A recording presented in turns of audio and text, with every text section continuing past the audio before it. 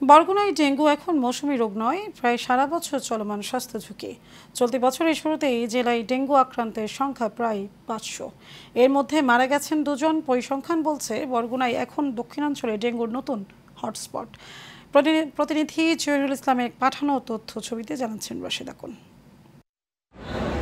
কখনো প্রচণ্ড গরম, আবার হঠাৎ বৃষ্টি। প্রকৃতির এমন খেয়ালি আচরণে বরগুনায় চোখ রাঙাচ্ছে ডেঙ্গু। জেলার হাসপাতালে চলতি বছর ডেঙ্গু আক্রান্ত হয়ে সেবা নিয়েছেন প্রায় 500 জন।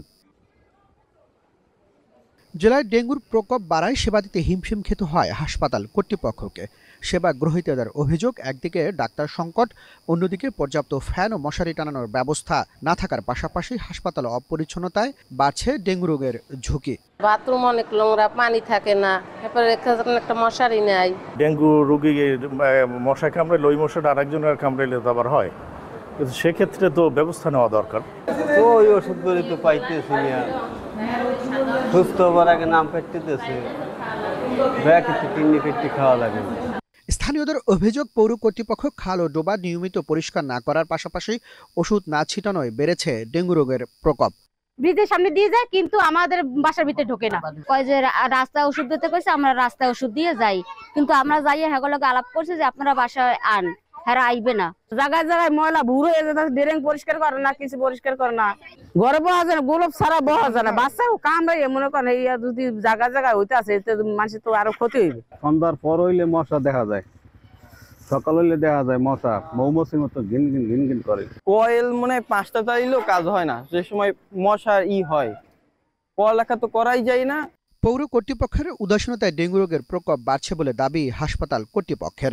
বরগুনাতে ডেঙ্গু গত বছরও বেশি ছিল, এবছরও শুরুতেই আমাদের ডেঙ্গুর প্রকোপটা বেশি। এই মুহূর্তে 56 জন ভর্তি আছে বিভিন্ন ওয়ার্ডে। তো ডেঙ্গুর জন্য যে ম্যানেজমেন্ট আমাদের এখানে সব ব্যবস্থা আছে।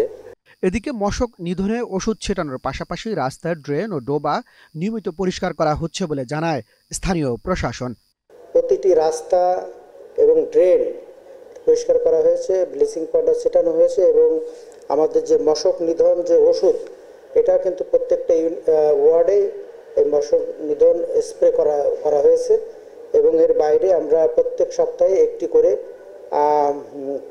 মজা পুকুর অথবা খাল, এগুলো আমরা পরিষ্কার পরিচ্ছন্নতা উদ্যোগ গ্রহণ করছি।